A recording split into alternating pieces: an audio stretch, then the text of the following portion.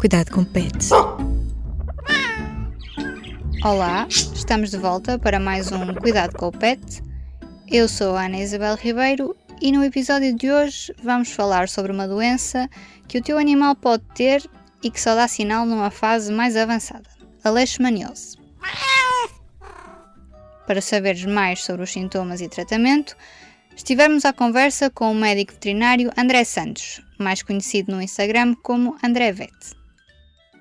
André, este episódio tem como tema uma pergunta e vou começar mesmo por aí. O que é a leishmaniose e como é que é transmitida? A leishmaniose é uma doença parasitária. É um parasita microscópico que é transmitido por um flebótomo, que é mais fácil muitas vezes na comunicação falar mosquito, mas na realidade um flebótomo é mais parecido anatomicamente com uma mosca do que um mosquito, mas é um flebótomo, é o nome. Não é possível passar de cães para cães ou de cães para pessoas, tem que sempre haver este hospedeiro que é o flebótomo, em que há a picada do flebótomo no cão ou no gato, ou o que quer que seja, mas vamos falar aqui em cães, é transmitido este parasita que por sua vez se desenvolve e forma a doença. Para passar a outros cães ou outras pessoas tem que sempre outro mosquito picar, absorver o parasita para depois passar a outros cães. Portanto, é sempre preciso este hospedeiro intermediário, que é o flebótomo, e é uma doença parasitária, infecciosa e bastante grave. Eu li que existem dois tipos de leishmaniose, a cutânea e a visceral. Quais são as diferenças entre cada uma e quais são os sintomas ou os sinais? Na realidade, existe a leishmaniose cutânea, visceral, mais até em pessoas que é feita essa distinção, mas em animais também. A cutânea é mais restrita à pele, enquanto que a visceral depois há um desenvolvimento nos órgãos. O problema real da leishmaniose, independentemente do tipo de leishmaniose, claro que a cutânea, como está mais restrita à pele, acaba por ter sempre um melhor prognóstico do que a visceral, que vai para os órgãos. Como é que eu hei de explicar? Há o problema do parasita em si. E o parasita, como é microscópico, ele é fagocitado, ele é comido por células inflamatórias nossas, de defesa. E os animais que desenvolvem doença são os que perpetuam a doença. O que é que isto quer dizer? As nossas células imunitárias comem o parasita e o nosso sistema imunitário depois tem que matar aquelas células que têm o parasita lá dentro. E isso forma aquilo que se chama um composto, um imunocomplexo. Há uma ligação do anticorpo com o antigénio, que neste caso é a leishmaniose, ou seja, o nosso corpo a defender-se contra a leishmaniose forma anticorpos, que, como há uma grande quantidade, estes anticorpos não são eliminados e são depositados nos órgãos, nas articulações, no rim, e esta defesa do organismo crónica à leishmaniose é que forma muitas vezes a doença. Portanto, a doença é ao parasita em si, à leishmaniose, mas também à defesa que o corpo exibe face à leishmaniose, e isso é que faz as artrites, problemas articulares, doenças renais crónicas que são glomerulonefrites, ou problemas em qualquer órgão, nomeadamente na pele ou noutros órgãos. Portanto, há um problema da leishmaniose em si, que provoca a doença, e desta resposta do nosso corpo à leishmaniose. Acaba por ser uma doença imunitária também. E é uma doença comum em Portugal, em cães, gatos Muito. E até em humanos? Em humanos não é tanto, e é muito comum em cães.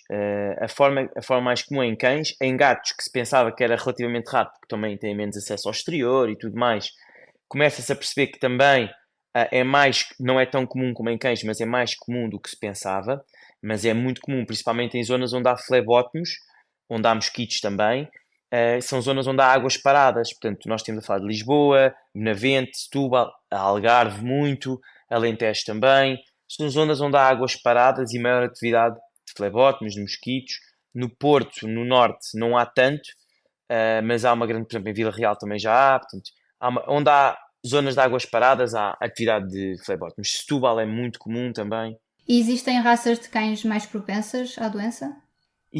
Há uma raça de cão espanhola que é mais imune. Isto tem a ver com... Até uma das formas de prevenção é se nós ativamos as nossas células T ou células B. Por exemplo, as células T, que são do nosso sistema imunitário, têm uma maior capacidade de confrontar a doença, enquanto que as células B produzem anticorpos, então vão combater a doença, mas vão perpetuá-la, aquilo que nós muitas vezes não queremos. Há cães que têm maior rácio de atividade de determinadas células que nós queremos que combatam a leishmaniose.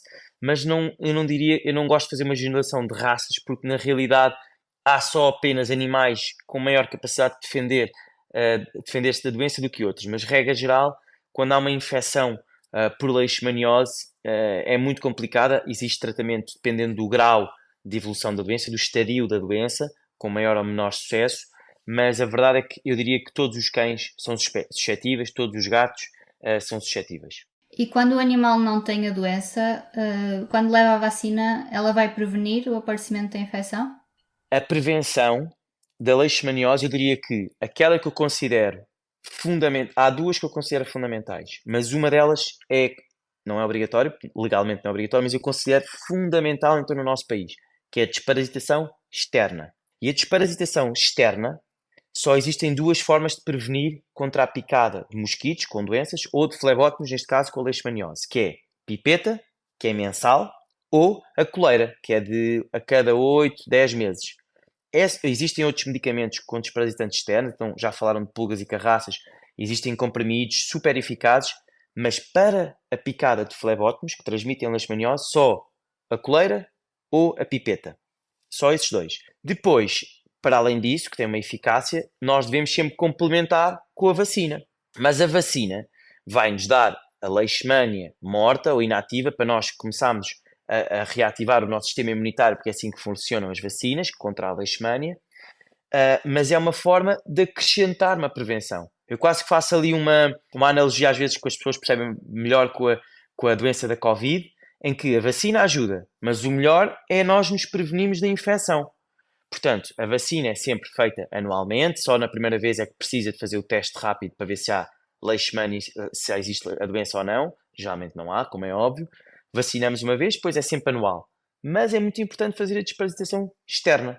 Existe outra forma de prevenção, que é um xarope, que se faz 2 meses por ano ou 3 meses por ano, ali fevereiro, junho, outubro, ou fevereiro e junho, que é o Leishguard, que faz é domperidona e vai estimular a atividade das células T, que são aquelas que nós queremos se por acaso o animal for infectado com leishmaniose.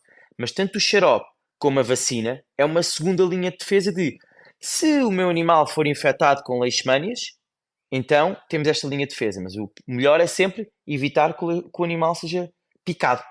Sobre a prevenção, há veterinários que dizem que o risco do animal contrair a doença é sempre maior entre abril e outubro e que até não devemos passear o nosso cão no início do dia e no final. Isto é verdade? É assim, isso aí eu acho que é muito difícil as pessoas na prática adaptarem-se a, olha, agora vou trabalhar às 8 da manhã, não vou passear o meu cão às 7h30. É chamado o raio verde, que é os mosquitos ou os flebótomos têm maior atividade na primeira luz da manhã ou na última luz do dia, regra geral para todas as doenças. E claro que se nós evitarmos passear os nossos animais nessa altura do dia, melhor, porque há diminuição do risco da atividade, há menos atividade destes flebótomos, há menos risco de contaminação. Mas às vezes eu sei que na prática clínica é difícil os donos conseguirem respeitar isto a 100%. Portanto, eu acho muito importante, então nestes meses do ano, fazer uma desparasitação externa rigorosa. Hoje em dia quase que me arrisco a dizer que com o aquecimento global, que é um facto, que há quase atividade de flebótomos e de mosquitos para outras doenças quase o ano inteiro, mesmo de pulgas, mesmo de carraças, já não há quase uma sazonalidade. Antes havia, agora não há tanto, apesar de haver ligeira, mas já não é tão notória como antigamente. Então acho que é importante desparasitação externa, fazer a vacina, acho muito importante. Depois, claro que evitar passear nestas alturas do dia ou até utilizar redes mosquiteiras em casa, ou se os animais viverem no exterior, no jardim, utilizar ali uma rede mosquiteira para que os animais tenham alguma proteção contra estes parasitas externos. Mas é sempre aquilo que na prática é o cotidiano, que as pessoas têm o cãozinho em casa e levam ao veterinário, acho que é muito importante a desparasitação externa e depois a vacina. O cuidado com o pet fica por aqui. A primeira coisa que deves saber é que os humanos também podem apanhar leishmaniose, mas não são os cães nem os gatos que a transmitem. As picadas dos mosquitos são a causa. Se quiseres saber se o teu animal tem a doença, basta pedires ao veterinário para lhe fazer o teste. Este episódio foi produzido, como sempre, com a ajuda da Ana Zayara. Até à próxima!